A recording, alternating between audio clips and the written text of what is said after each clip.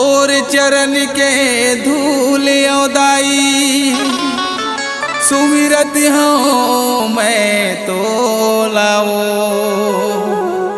बीच भंवर माँ फंसे हौदाई पार लगा दे मोलाओ।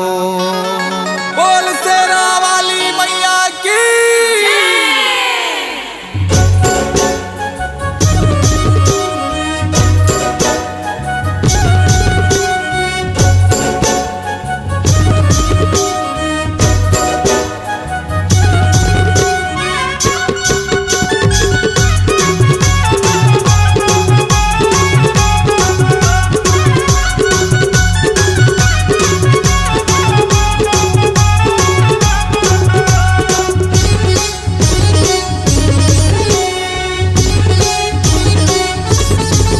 भैया सारे बोलो जी जय माता दी। भैया प्रेम से बोलो जी जय माता दी। बसे सबके मन में जी जय माता दी। तोरे जैसे लगाओ मोरे आदि भवानी। और मैया पधारा हो मोरे आदि भवानी।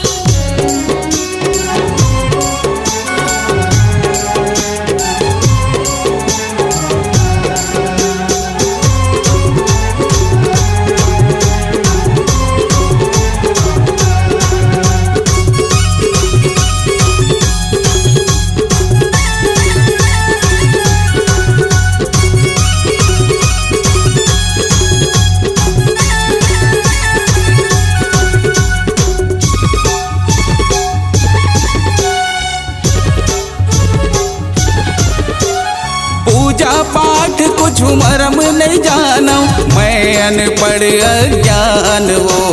सबला तार थस महूला तार दे अपने चिलई का जान वो।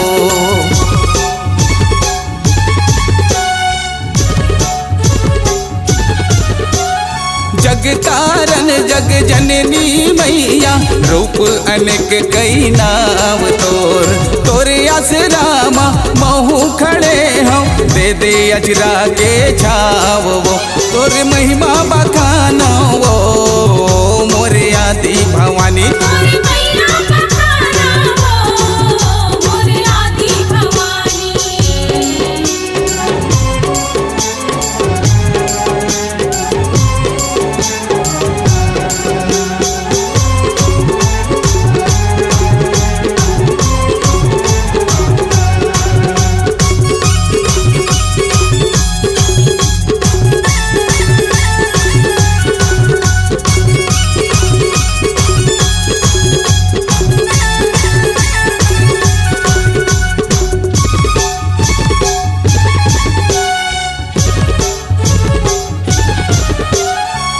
सागर के सब जीव जोनी तोरे डहरी माया थे वो। कष्ट निवारण कर थस सबके सुख शांति सब पाथे वो।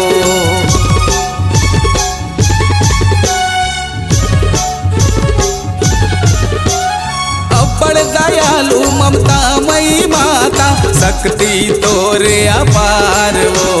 हाथ पसारे हम आनंद दिवाकर कर दे मोरो उद्धार वो। तोरे बलिहारी जाओ वो मोरे आदि भवानी। और मैया पधारा हो मोरे आदि भवानी। भैया सारे बोलो जी जय माता दी। बोलो बोलो सबो जी जय माता दी। बसे सबके मन में जी जय माता दी। भैया सारे बोलो जी जय माता दी। भैया प्रेम से बोलो जी जय माता दी। भैया प्रेम से बोलो जी जय माता दी। सब सारे बोलो जी जय माता दी। जय माता दी जय माता दी।